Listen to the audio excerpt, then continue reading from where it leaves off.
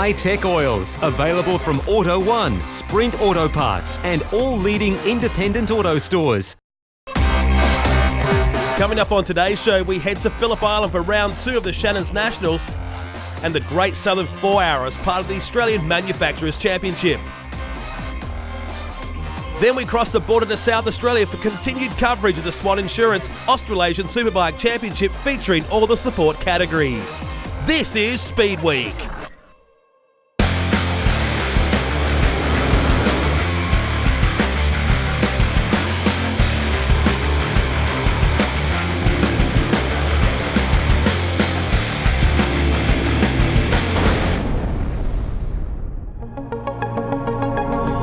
Phillip Island. There's no wonder it's one of Victoria's most impressive and popular holiday locations.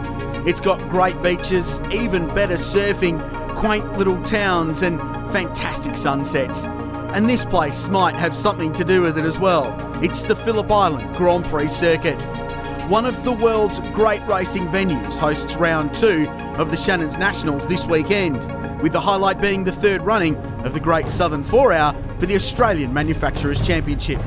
This is a must-win race on the calendar. It's long, tough and challenging, and a host of strong competitors are lining up to beat the defending champs from Product Racing. So settle in for the long haul. This is the Great Southern 4 Hour AM Champion Giro from Phillip Island's round 2 of the Shannon's Nationals.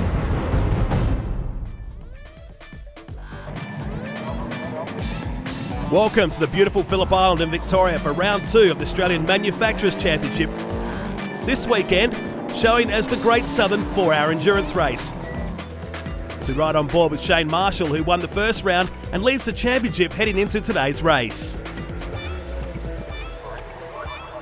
Let's take a look at the starting grid, and the HSV GTS of Jim Policina and Dean Lilly start on the front row. Alongside them is former rally star Rick Bates and Aaron Seaton. Off the next row, we've got the father and son combination of Rob and Shane Marshall, and they're joined on the second row by Beric Linton and Matt McKeldin in the BMW M1.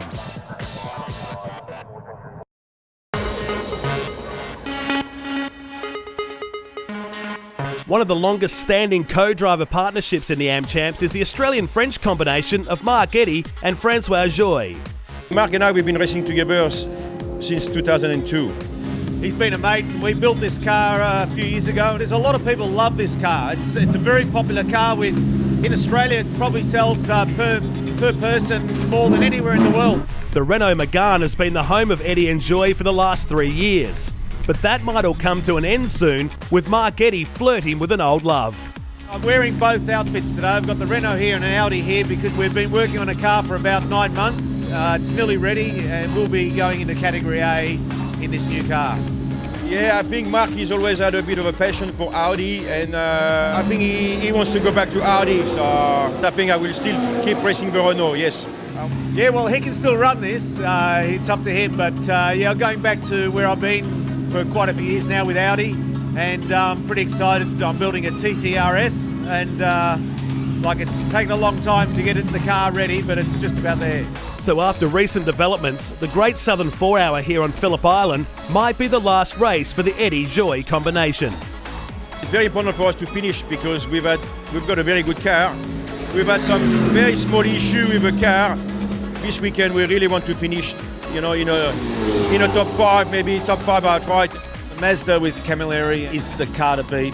If we're behind him, I reckon we've got a good chance because the car is reliable and our car's probably a little bit better on fuel and a little bit better on its tyres. So we'll see what strategy plays out.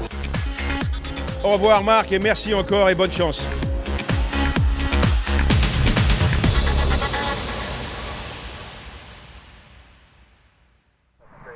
We're all set for the Great Southern 4 Hour here, doubling as round 2 of the 2015 AM Champs at the magnificent Phillip Island Grand Prix circuit here in Victoria.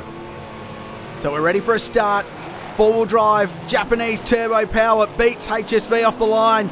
The big Aussie muscle car's got nothing in the drag race down towards turn 1 to the big four-wheel drive, but now it shoots past. There's the V8 power. Jim Policina takes the lead. The AM Champ field runs into turn 1. The Evo, the Marshall's in second place. Everyone's thoughts themselves out. Look at Beric Linton. locks his brake up on the inside into the southern loop, but should wrestle P3 away. Sharon's on the outside. The Queensland brothers in the mix in this race, and here's the Sandown winners. Good drive, the Evo out of turn 2, down the hill on the run into the Honda hairpin, but he'll have to stay P5 for now. Great start from the HSV though, leads the field. Big lock up from Linton. Massive lock up from the 1M BMW and runs wide, and he's going to lose spots. Field sorts themselves out. It's the big FPV Falcon. Carademus in there too, and the XR6 Turbo. Marshall's on the outside of Berwick Linton. Huge lock-up. Interesting that there's been 2 lock-ups in the space of 2 corners for the 23 car. I wonder if that's endemic of some further problems there. What a start for the HSV. Didn't get the jump off the line as you'd expect. The Product Evo quick away, but the HSV builds a handy lead as they go across the top of the hill. For the first time, 4 hours of racing ahead of us today.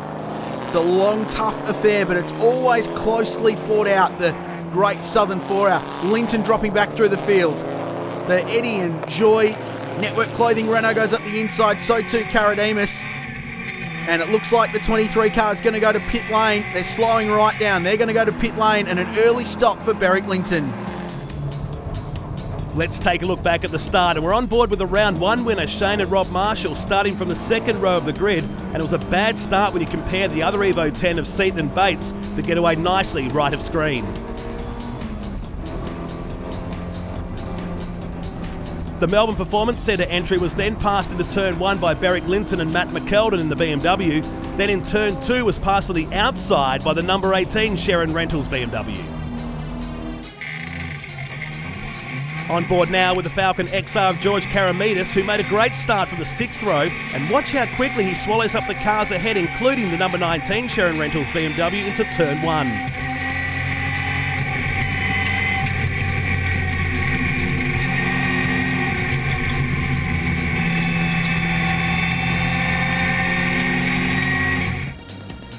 On the way to Honda hairpin on lap 1, the 3rd place BMW of Linton and McKeldin had a severe brake lock-up caused by a faulty wheel sensor, which forced them into the pits at the end of the first lap.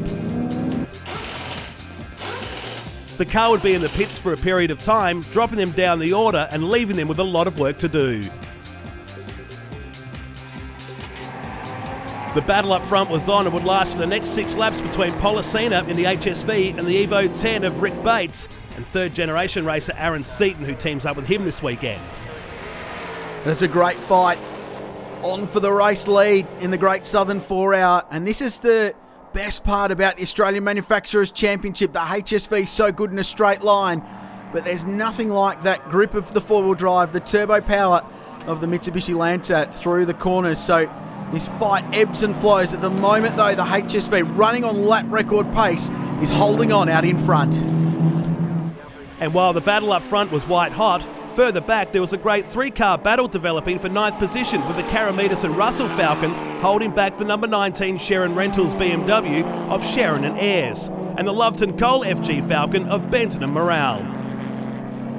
This is a good fight, and the Carademus entry is doing a good job. The Australian Auto Wreckers car, brand new for this season, and George and the Carademus clan out from Melbourne's West have done a huge job building up the new FGX Falcon for AmChamp competition. It's been so effective in V8 supercar racing in the first half of the season, and they were very, very keen to get this car on track at Sandown for the opening round, and it's a clear step up. Down the inside goes the second of those 2 135i BMWs. 2-car Sharon Rentals team out of Queensland. Grant and Ian Sharon, perennial front runners in this category. Michael Sharon and David Ayres are sharing the 19 car, as they have done for the last season or two. And this is that ebb and flow in production car racing. BMW doesn't quite have the same poke as a big 6-cylinder Ford Falcon. And George just flowing it through the hay shed. And that's the key for this big, heavy car. They had massive tyre problems in this car at the track last year. It's a heavy car, and this is a circuit with a lot of lateral loads on the car. It really works the outside tyres hard, and they wear out quickly. Car starts sliding around, and you find yourself in all kinds of dramas. So you just need to be really smooth. Looking forward to Jeff Russell jumping into this car as well. Father of Porsche Carrera Cup and V8 ace David Russell Great racing family. And Jeff driving with Karademas this weekend. Jeff drove Mick Benton's car, which you can see following at most stages of last season, was right in the mix and driving the V8 powered Ford. So 6 V8, 2 Fords actually look pretty evenly matched, don't they? Down towards turn 1. It looks like the FPV will sweep round the outside, so 2 spots lost that lap for George Karademas. Back at the front, the outright battle was between 2 cars, and they were starting to pull away from the rest of the field on lap 6. This battle really raging now. The HSV is coming under some fire from the Evo. Goes down the inside. Rick Bates, great braking performance, gets it stopped and turned in and grabs the lead away. The big question now is, can he hold on to it? Because we know the HSV's stronger in a straight line. That's its strength. But it looks like Bates is clear and he grabs the lead, and this time looks like he's going to hold on to it. The product car in front, Jim Policina, back to second. What a job it's been from the HSV team though, just to get back on the road after that big fire at Sandown. But the lead changes in the Great Southern 4-hour. The defending champions are in front here at Phillip Island.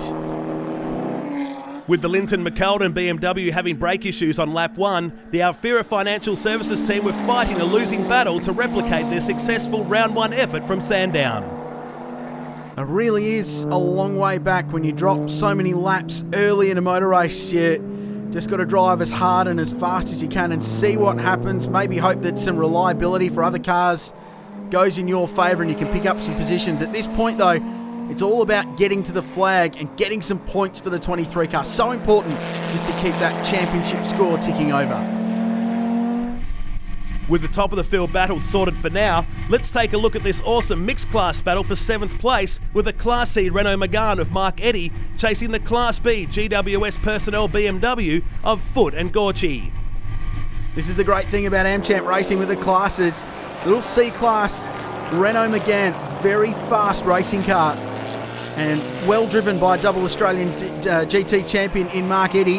Francois Joy, long-time partnership, great drive out of turn 11. And just towed up behind the GWS BMW, one of the most successful production cars in Australian motorsport. 2 wins at the 12-hour, huge amounts of podium finishes and class wins there and in AmChamp competition. But there's no substitute for cubic inches, as they say. The BMW good in a straight line. A little Renault great round the back. And this is a great combination, Mark Eddy and Francois Joy. A lot of passion for their AmChamp racing, and they love these long distance stuff. They can work as a team, build themselves up and just have a great afternoon, and often they find themselves right up towards the front of the field. Great drive, great battle for the Miners. After being passed for the lead on lap 6, Jim Policina was lapping comfortably in 2nd place when this happened. Whoa, whoa, whoa, huge moment, the HSV, turn 1. Massive dramas in the front end, and they're off the road in a big way. Oh, from 2nd position, that's a massive moment. 260 k's an hour before they start braking for turn 1. The big HSV, let's have a look. So just as they get on the brakes, massive dramas in the front suspension. And lucky that gravel trap's there, lucky they hit it straight, because otherwise it would have tipped over and just run into the concrete apron on the other side of that. Wow, big off. That moves the Sherrans up into 2nd place. We're down in pit lane now with Ian Sherran. Car number 18, the Sherran, just moved into 2nd place. Talk me through it. Yeah, look, we're just out there sticking to our strategy today. You know, we've got decent pace and, you know we've got good fuel economy and good tyre wear, so it looks like it's going to be hard on tyres today. I've seen one blow just then, and the marshal's already changed for tyres, so yeah, it looks like it could be a tyre day today. Meantime, the fight between the French and German brands turned out to be one of the best battles of the race. Well, this has been entertaining stuff all day long, and Mark Eddy continues to apply the pressure to the GWS BMW. The GWS car had a huge moment down there on the braking and turn-in for the Southern Loop, and it's cost them some corner exit as well. And Mark Eddy's in a good position here. This thing will be good under brakes. The Renault's lighter, easier on its brakes, and he gets down the inside. Oh, a little bit wide for the 28 car, and Eddy goes through. Change of position, grabs it away. Good move. Let's head down to pit lane. Product Racing are going nicely. Let's hear how their race is unfolding. From this early form, who are you thinking are going to be your main competition? We thought it was the Policina car, but they've had an off, so now we'll just have to see how the BMWs go. They'll be our competition now. Sounds like the old Evo BMW battle is brewing again. Yeah, it looks it might be that way, yeah. We were a bit worried about the Commodore at the start, but anything can happen in a 4-hour race. Further back in the field, the Grand Prix Mazda 3 of Jake Camilleri struck issues and were forced to pit on lap 27. Right front tyre, right down on the Grand Prix Mazda 3 MPS. And this is a big drama, not a scheduled pit stop for the Class C leaders. And this will throw their strategy out a little bit as well. This will not be planned, and Jake Camilleri will pit. They'll adapt to manage this situation, but this will be an unplanned change, and Scott Nicholas will take over this entry. So into pit lane they come. They're going to have to get that right front off, fuel it up, and put the co-driver in. And that tyre right down. So that's the loaded tyre front-wheel drive car. Puts all of the energy right through that right front corner here at Phillip Island with all the very fast, high-speed left-hand corners. So they cop a lot of abuse. And Camilleri jumps out and plugs his mate and co-driver Scotty Nicholas in that car. So, bit of drama for the Class C leaders. Let's go down to pit lane. Let's hear from Jake Camilleri. Oh yeah, everything was going to plan. We had a nice pace and all that, so I don't know whether I've just picked up a bit of a puncture somewhere or something, but it's started to rip it apart a little bit, so we'll look at our strategy a little bit different now, but no. It's, Well, looking at that tyre, you've torn it to shreds. That's the inside. yeah, it has a little bit, but no, we'll be all right. It's only early, so we'll continue on. The Renault's leading Category C now. Can you catch it? Yeah, we'll catch it. We've got a fair bit more pace in it, but yeah, we just got to try and manage the tyres now. Scott Nicholas jumped behind the wheel and had his work cut out now, rejoining the field in 11th place outright and a lot of work ahead. A ripper Class B battle developed for third place between the number 19 Sharon and Ayres BMW and the Falcon FG of Benton and Morale. So the big V8 continues to hassle away the back of the BMW. These two have been locked together for a lot of the motor race so far. And part of the appeal of Phillip Island, I think, is how it suits these different type of cars. You've got the high-speed, fast corners for the BMW. Lots of straight line for the big FPV, FG Falcon. It's a great fight at the moment, though. The BMW definitely holding sway. The GWS Personnel BMW that was fifth outright and second in Class B was now in the pits on lap 29 for a driver change. Peter Foote jumping out after a great stint. Good start, but fell off the pace a bit there towards the end.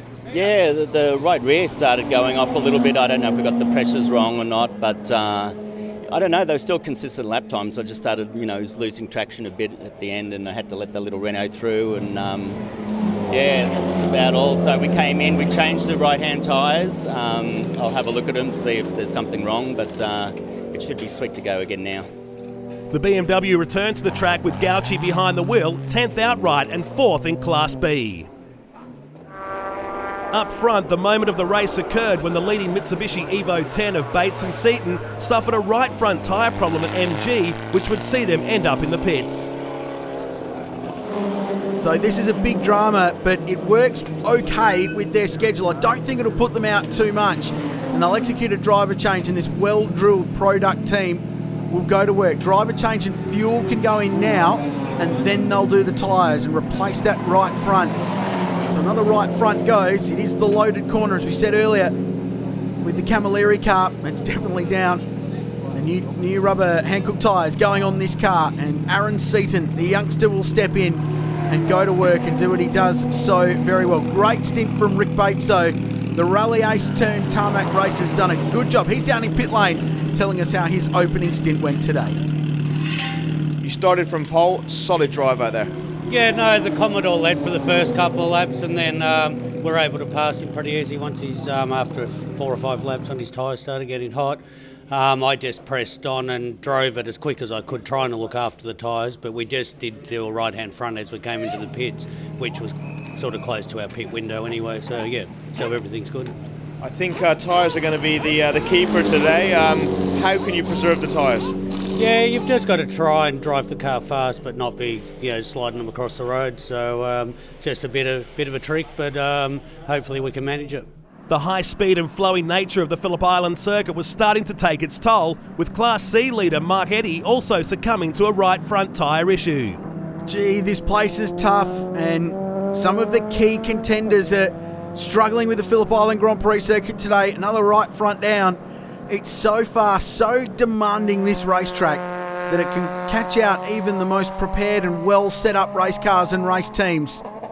Fortunately though, halfway through the lap they can limp this car back to pit lane, put another right front on and go again.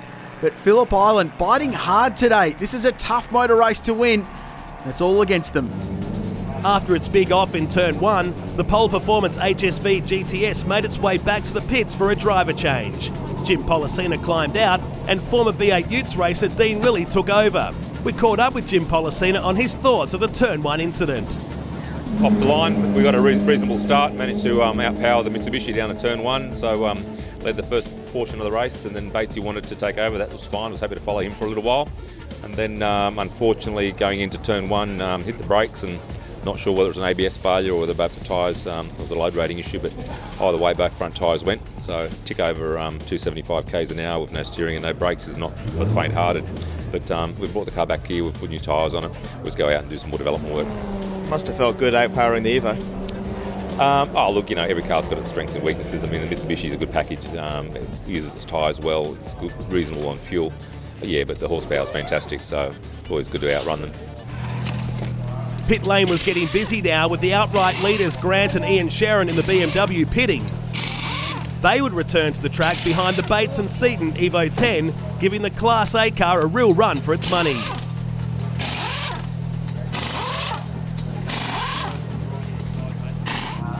Also in was the Berwick Linton Matt McKeldin BMW that was working their way back through the field after the lap 1 drama. We caught up with Berwick in the pits.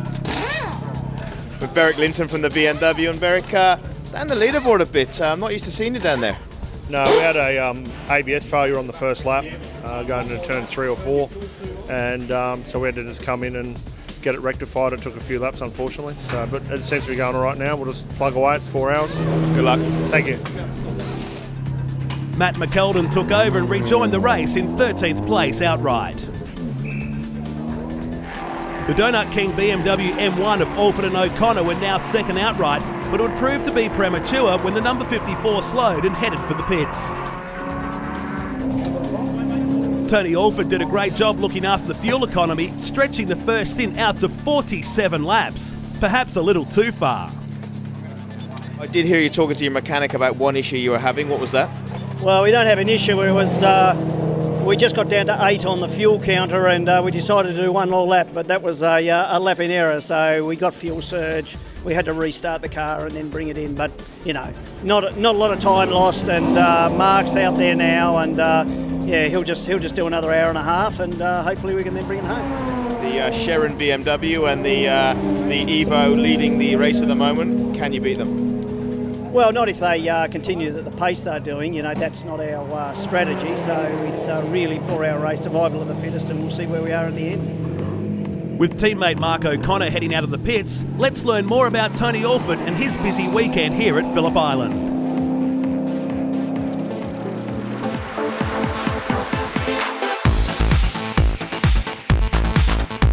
Donut King has been a very strong sponsor for over 15 years for my racing pursuits, and has also treated me very well as an employee of the company. We're running the Donut King Lotus Elise in the GT Championship in the 101 lap race, and we're running the Donut King 1M in the 4-hour race.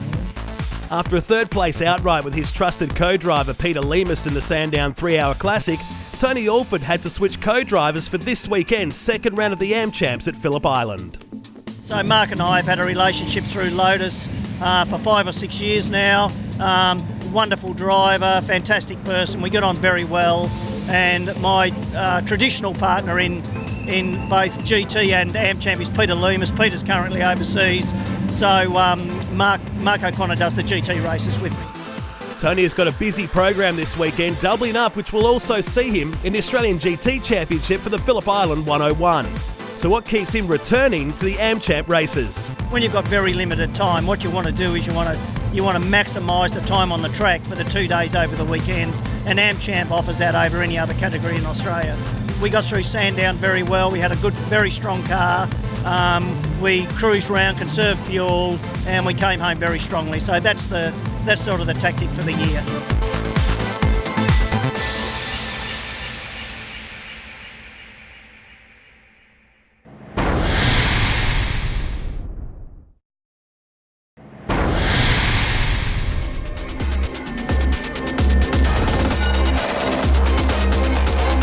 It's a magnificent sight looking high above the Phillip Island Grand Prix circuit as we welcome you back to highlights of the Great Southern 4-hour race here. The battle for the lead was on again between the Bates-Seaton Evo 10 and the number 18 BMW of the Sherrin brothers. A battle that would continue for the remainder of the race. It's amazing, isn't it, this enduro-style production car racing in AmChamp competition, how inevitably two different types of cars end up running on the same bit of racetrack, dicing for the lead. The Evo's probably the faster car, slightly, but not quite as good fuel economy and perhaps a little bit tougher on its tyres. And certainly that stop earlier on brought them back to the field, and the BMW, the plucky little Queensland combination, continues to fight, and they're within a couple of seconds of the product Evo that leads the way. So this battle really starting to shape up. The BMW can go longer on strategy and on fuel and even on tyres, but perhaps that Evo just a little bit faster. And Grant Sherrin behind the wheel of car 18, Aaron Seaton, the youngster, behind the wheel of the leading Evo, but Sherrin really going with the leader. And this fight is well and truly on. You get the feeling the BMW's still got a few cards to play in this motor race. The Great Southern 4-hour very much alive. On lap 54, we saw young gun Shane Marshall, who is now leading, heading to the pits for his second stop in the Melbourne Performance Centre Evo 10. We came in early because we had a bit of tyre issue. Our tyres have been sort of delaminating. So we came in early and we'd sort of dropped back to 6, and then we thought, oh, it's going to be a bit iffy, but apparently everyone's got the same problem. So we had the same issue last year, it happened this time after 9 or 10 laps. We're in the pits. And does that change the way you drive? Yeah, a little bit. When I was out there, I sort of spoke to Dad a bit about a couple of corners. It's worse at Southern Loop, Siberia and Lukey, all the long sort of loaded corners. So you just got to go in a little easier and just sort of try and look after it a little bit. The Great Southern 4-hour was starting to become a race about tyres, as Peter Jones from Hancock Tyres explains. Well, it's a very hard track on the right front, a bit like Eastern Creek. Some of the cars could probably run a different camber setup, but it's it's a very hard track on the right fronts. Most of the tyres we've seen so far just have a little bit of blistering, but we could work on that. And just to explain to everyone what's involved in this with Hankook, with it being a controlled tyre. Well, Hankook's control the Z221, the C50 compound, so all the cars are on the same compound. Each car, like a lot of the cars, won't have any issues. Like the heavier cars will encounter those problems, like the Falcons and Commodores. But it's just a very difficult track to run at. Rob Marshall was now behind the wheel of the number 22 Evo 10 and was in danger of going a lap down by the leader Aaron Seaton in the other Evo 10. It's important for Marshall to try, if he can, to stay on the lead lap. That's why he's fighting so hard for it, because it's vital he does, because if you get that inevitable late race safety car, it means he'll still be in with a shot at victory. But if you go a lap down, things become very difficult to win the motor race. And I think he's going to do the right thing regardless. The blue flags would have been waving, and Seaton goes through and puts the winners of the Sandown 3-hour Classic, round 1 of the AmChamp, 1 lap behind. And all of a sudden, it's a race of 2, Mitsubishi v BMW, and the run to the flag. The Marshalls a lap behind. Jim Policina's woes continued on lap 64 when the HSV GTS was forced to retire, caused by a hole in the exhaust, a similar issue to what caused the fire at the Sandown Series opener. With the only Holden in the field now out, both Fords were now in a battle for 9th outright with the number 19 Sharon Rentals BMW. The Ford fans will be loving this fight. The BMW enthusiasts amongst us will be liking it too, because the BM's in front, 6th, 7th and 8th position, having a really good battle. These three have been locked together all race long. Jeff Russell behind the wheel of the FGX Falcon gets a good run out of the southern loop, goes down the inside of his old car, and you can just see in the rearview mirror, got the job done. So position gained, and now what about the BMW? Under brakes into Honda, 2 in the space of 2 corners. What a charge. The Australian Auto Wreckers Ford working his way forward. Great pass, and good under brakes too. The big Falcon gets it done. There's still life in the Aussie muscle cars yet, and they're really flying the flag in the Australian Manufacturers Championship. Clear of the 19 BMW. And the number 11 Ford, the Loveton Cole entry, Mick Benton and Tony Hatton behind the wheel of that car. Just sitting back in behind, but you get the feeling this battle not done yet. No, it wouldn't be AmChamps without an Evo BMW battle, and you certainly are the meat in an Evo sandwich at the moment. Yeah, no, that's right. Yeah, they're going quite well, but we're going well as well. Yeah, it's a good battle out there. So you're probably the only team to not have tyre issues. What's the key to your success? Smooth driving. Really good. Not like these young blokes, hey? You're just nice and easy? Young whippersnappers are hitting the curbs and all, mate. Just keep it on the bitumen, do it smooth.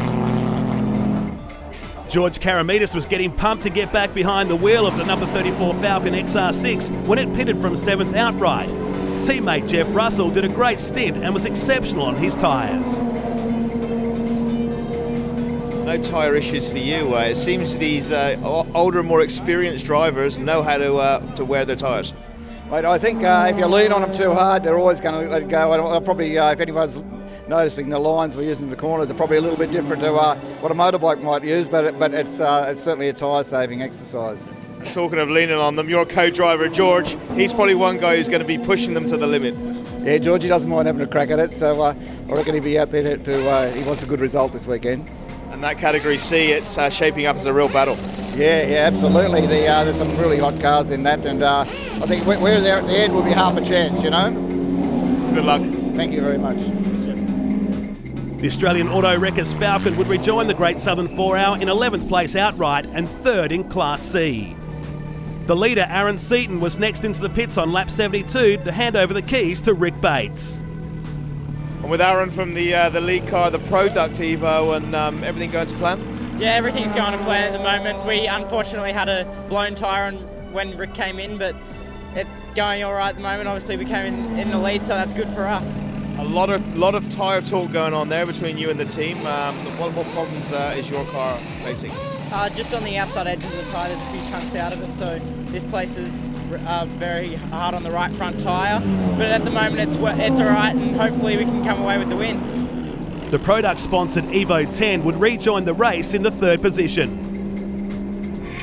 Meanwhile, the fired-up George Karamitis continued on with the battle that his teammate Jeff Russell started earlier in the race.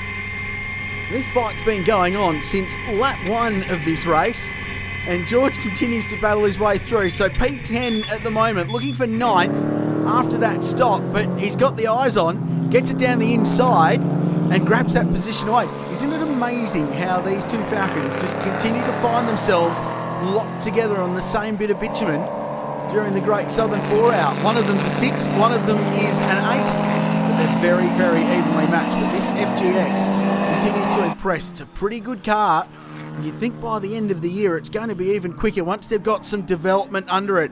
The Australian Auto Wreckers team doing a really good job. There's Rob and Shane Marshall just clearing the two Falcons as they continue their hunt for a podium finish today. It's been a good drive so far for George Karamitis in this brand new car.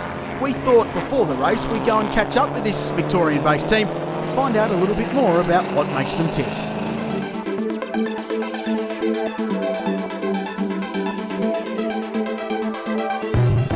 After a 6th position outright and 2nd in class, the Australian Auto Wreckers Ford Falcon looks to be on the pace from the word go.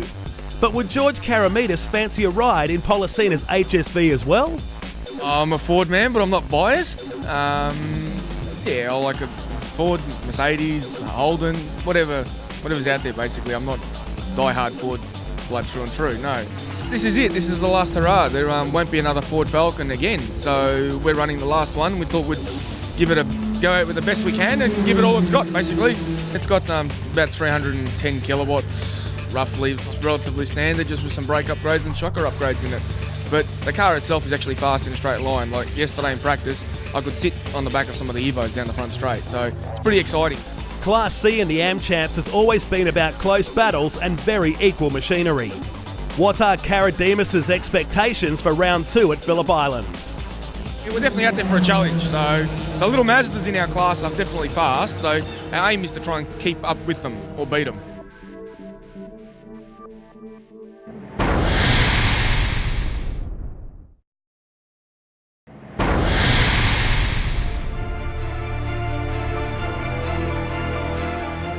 Welcome back to Phillip Island Grand Prix circuit for the Great Southern 4-hour race of 2015 as we enter the closing stages of this race.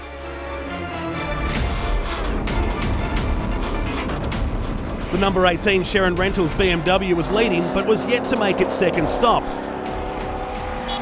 And the battle behind between the Evo 10s, both of which had done 2 stops, was the real battle for the lead now. So the perennial mark in AmChamp competition over the last 5 or 6 years, Mitsubishi continuing to show the way, and at the moment they've got the strategic hand over the BMW with a stop to make. The Marshals are right back in this, so dropped the lap early, but strategy's got them back in the game. And that's not a surprise. Troy Russell and the Melbourne Performance Centre team always do a good job. That's why they won the Sandown 3-Hour Classic, the opening round of the AmChamp calendar. They're right in the mix here, these two again. But they've got a pretty fired up Product Evo behind them, looking to get themselves back into the playing field. So the Evos continue to race each other. Rick Bates back behind the wheel. Great middle stint by Aaron Seaton. He's fast and consistent. Reminds you of anybody? Bit like his old man, you'd think. Busy young man, dovetailing duties in AmChamp with Porsche GT3 Cup Challenge as well this year. Really looking to run around the outside. It'll put him in the right position for the braking zone down the inside at MG. Does he fire it down the inside? Oh, he has a look. Marshall leaves the door open a little bit, but not quite enough for Rick Bates to go through. They'll go side by side through turn 11. Remember, this could well be for the net race lead, given the BMW's still got to stop again and the Product car goes past. So that could be a big moment in the race. Second and third changes hands. But remember, that Beamer's still yet to stop.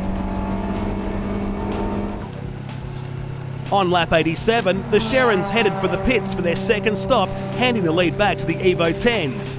It was a real showcase of fuel efficiency of the Class B BMW and demonstrating its capabilities of running with the Class A cars. The number 33 Seaton Bates Evo was back in on lap 88. The thirsty Evo 10 would still need another pit stop later, and setting the scene for a thrilling finish to the Great Southern 4-hour between the Evo and the Sharon Rentals BMW. It was a great stint. I was just out there trying to conserve fuel. We needed to get to a certain number. Also trying to look after the tyres. Been a big problem out there with tyres today. I could feel the last 5 laps. I was starting to have a few issues and the tyre was going, but we needed to get to that window, so I just nursed it for that last 5 laps, hoping that should stay there. And we made it. So we're in a good window now, good spot. Leading the Evos, what's the key to that success? I just think consistency. Both me and Grant are nice and consistent. We're close together as far as our lap times, and the car's just handling sensational. It's just the best it's ever been, so it's really good. What's the plan of attack from here? Just bring it home, mate. Just bring it home.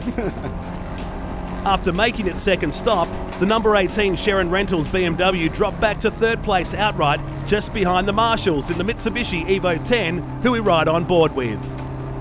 So this is on second place, up for grabs, the BMW in close company. Look at the rearview mirror, you can see him going down the inside. Wrestles the place away from Marshall and gets it done. P2 for the Sherrons. Good move, using the braking strength of the BMW down into the slow right-hander. One of the slowest points on the Phillip Island Grand Prix circuit. Got it stopped, got it turned in, and got the position. And now the BMW can set sight for the race leader, that Product Evo. So good change of position there. And I just don't think the Marshals have got the raw speed to go with them today. They had it at Sandown. They had them covered, but not quite here today at Phillip Island. Still, points. They've got to remember points for the championship. Going on to the next round of the Championship at Queensland Raceway. But the Sherrans, they're on a march. Grant Sherran doing a great job behind the wheel in the closing stages of this race. He will bring the car to the flag and chase down that leading product car. Great fight. This race not over yet. After a tough start to the Great Southern 4 Hour, the Berwick Linton Matt McKeldin BMW 1M was putting in some solid laps and working its way through the field when this happened. Still some points up for grabs for the Alfera car. You'd think, oh, big moment, huge moment on the exit of turn 1. Hard into the barriers, Matt McKeldin. Monster crash. One of the fastest corners in Aussie motorsport. Just looked like maybe wheels off on the outside of the road, or just had a big oversteer moment and fired it out to the tyre barriers on the outside. He's moving around in the car and climbing out under his own steam. That is a monster crash. One of the most daunting places to do it on the calendar, and the safety car, understandably, will be on the road. Isn't it great to see Matt out under his own power? These might be production cars, but they are still extremely tough. They've got all the latest standard safety gear in them, and it's great to see that Matt's been able to climb out. The Kubota driver is A-OK and walks away from the big one at turn 1. It was I think just a mistake from myself. I just went down into turn 1 and I just felt the rear left touch the ground, and as soon as it touched the dirt on the left hand side, it shot the car across to the right hand side, and I was a bit of a passenger from there, which is, clearly the guys have built a fantastic car, because it was certainly the biggest hit of my career. Going across the face of the corner there, we're doing about 170, so by the time it's gone in and accelerates when it hits the grass, you're probably doing 150, 160k an hour backwards. So I'm glad I went in backwards, had the support of the seat behind me and the hands device, so I didn't go in forwards. So look, there's a lot to be thankful for after an accident like that, but very disappointing end to the day. On the plus side, you're looking a hell of a lot better than the car. Yeah, the car looks horrendous, and the guys will get it back to Linton BMW and strip it down and see if we can make it to the next round of Queensland Raceway. Looking forward to seeing you there. Thanks, mate. Ta. The safety car would remain out for many laps while repairs were made to the safety barriers in turn 2. Many teams used this opportunity to pit for the final time, and it caused some chaos, especially for the Pettis Suspension Toyota 86 of Turpie and Phillips, who were forced to push the car back when the Grand Prix Mazda 3 overshot their pit bay.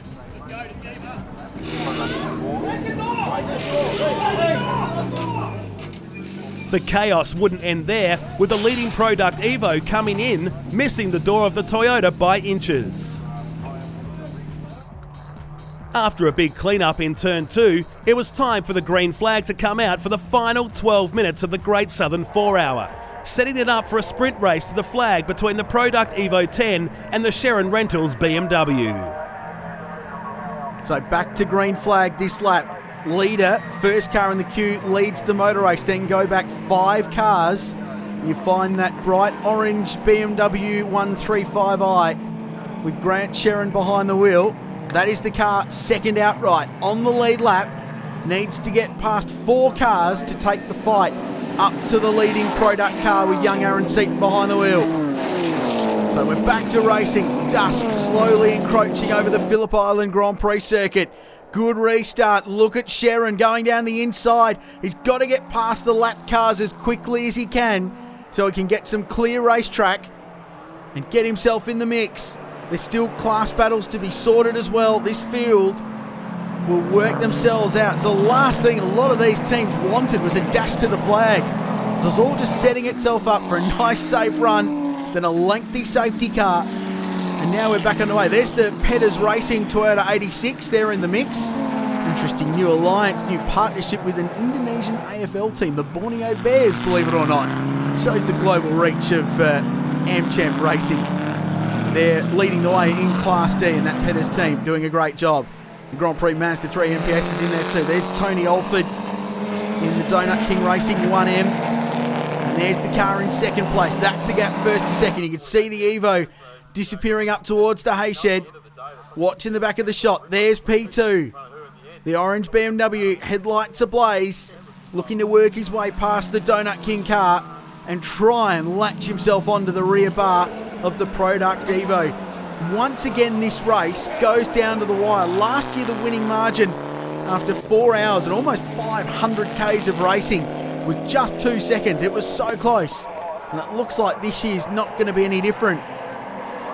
And it's one thing about endurance racing, you've just got to preserve. You've got to stay there right to the very end. Because if you do, and if you stay on the lead lap, you'll be a chance. Because those late race safety cars always throw things up in the air. There's the Marshals. The MPC Evo, it doesn't look like they've got the raw speed to challenge for victory today, but good points for what looks to be a pretty safe, strong finish. And they've got championship in the back of their minds. Mazda 3 MPS in the mix. Another strong performance by the Queenslanders. Jake's been busy this year running international endurance races in the Mark Cars Australia Ford Focus program. Good day too for the Network Clothing. Renault Megane RS. Really solid performance and mixing it up with the big cars. And Mark Eddy and Francois Joy. There's the GWS. BMW, the 335i Turbo 6-cylinder rear drive Bimmer. One of 4 or 5 different models of BMW that race in the Australian Manufacturers Championship. Shows how versatile the brand is. Camilleri. Mazda 3 right in the mix in the closing stages. And wide at Siberia. Big moment, the closing stages of the race. Oh, holds on it, does a bit of rallycross at the same time. Oh, you don't want to do that in the final 10 minutes of the race and just gathers it up. What a moment. Here's a replay. Oh, and that's about on the lock stops. There's not much more opposite lot left. And the GWS car survives a trip into the Phillip Island sand.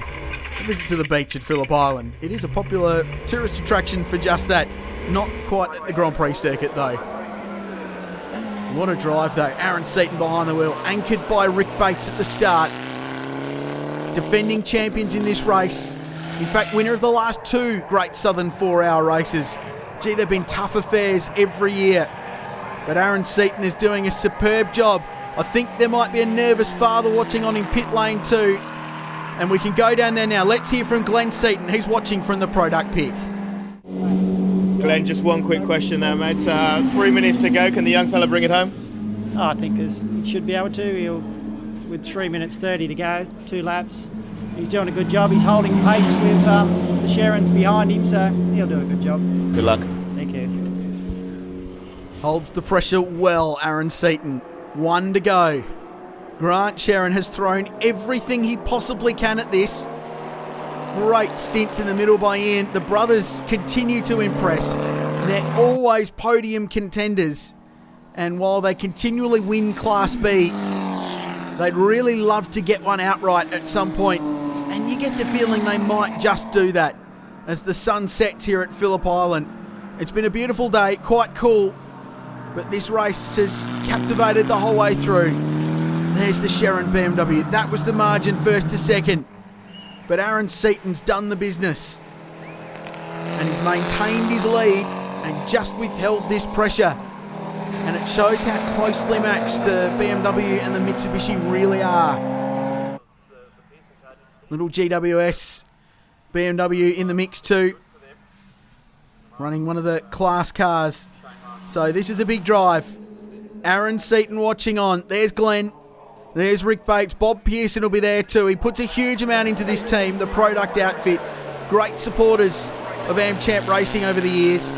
Had a big crash in this car on Friday, this crew, and they worked very, very hard to get it back on the racetrack. You can see the crinkled panels on the side in the setting sun at Phillip Island. The final corner for Aaron Seaton and for Rick Bates and team owner Bob Pearson, the Product team. Get another one in the Great Southern 4-hour. Mitsubishi on top at Phillip Islands. And what a drive it was. Less than 5 seconds first to second, and the Sherrans home in second place. And they win Class B as well. Great drive. And P3, a podium spot, second in Class A for the Marshals, the father and son combination. And they back up a great victory in the opening round. What a race, what a result for Product Racing. Let's check out the results of the Great Southern 4-Hour here today at Phillip Island. And well done to Rick Bates and Aaron Seaton picking up the win here today ahead of the two Sharons in the BMW. Down to the likes of Camilleri and Nicholas in the Grand Prix Mazda entry. Mark Eddy and Francois Joy in the Renault, down to Foot and Gauchi. And some of the hard luck stories over the page there, including that big shunt for Beric Linton and Matt McKeldin. Those guys have a lot of work to do. Let's catch up now with our class winners. Yeah, it's an awesome feeling. I can't thank the team enough, and obviously Rick as well. It was an awesome job by the team today, and I can't be happier. You must have been cheering when that final yellow flag came out. Yeah, it worked good for us. We only just got out before I could see the safety car line coming down the straight, so it was lucky for us, and it was a good job by the team. What was it like for those last few laps with the BMW hot on your heels? Oh, it was definitely tough. I was nervous about going to the start, and I just didn't want to muck it up with the team. Category B winners, second overall, just couldn't quite get that Evo. Nah, just couldn't quite get him at the end there. Yeah, they were quick, so they've done a good race today, and they got out there. The pit stop helped them at the end there. Well done to them. They're hard to beat here. That's 3 times in a row they've won it. So, but we're a lot closer this time than what we were in previous years. So we're happy with that. The team done well with our strategies. Yeah, the start, I guess, we were on track for what we wanted to do. We were running, I think, fourth, and then unscheduled tyre went down. So I don't know whether it's a puncher or what, but we sort of changed our strategy. Scott jumped in the car and did an awesome middle stint, just got us right back on track, exactly where we wanted to be. And then it's good to see the Mazda MPS again, another big victory over the other competitors. So yeah, we can't wait for Queensland now. Class D winners, tick, but more importantly, you ended up being half the field. We did, yeah. It was a tremendous run. The car's been going really well all weekend, so we've made some advancements for this one and did some R&D and development, and it's paid off and it shows. Where we've certainly given the C guys a bit of a knock on the door, I reckon. I was going to say, you might have to start thinking about moving up to Class C. I would love to. We just need to bolt a turbo on this, and that'd be great if they made one for them. Yeah, well done to all our class winners as the sun disappears behind the hill here at Phillip Island after another great Southern 4-Hour event. At Phillip Island, the Marshals just starting to extend their championship lead now outright ahead of the Sharons. Tony Alford back there in 5th position this weekend, over the page to the likes of Camilleri and Nicholas, down to Beric Linton. That crash has hurt their championship chances this weekend, down to Sharon and Ayres down in 15th and 16th place. Class A sees the Marshals leading this now by nearly 70 points over Alford, Bates, Pearson and Seaton. Of course, that combination. We didn't see Bobby out there this weekend. He did qualify the car, however, but Bates and Seaton getting the chocolates this weekend. In Class B, it's the two Sharons doing it now by around 30 points over Michael Sharon and David Ayres. Back to Foot and Gauchi, and Benton and Hatton down there in 7th and 8th. Over the page we go now to Class C, the Grand Prix Mazda team of Camilleri and Nicholas leading comfortably ahead of Karademus and Russell. Back to Eddie and Joy in the Renault, and Sloss and Rick Shaw rounding out the top 8 in Class C. And of course the only Class D car this weekend being the Pettis suspension entry of Turpie and Phillips. Another great weekend of racing here at Phillip Island Grand Prix Circuit. For more information, head to thenationals.com.au. For Richard Crail, I'm Matt Nolte. We'll see you soon.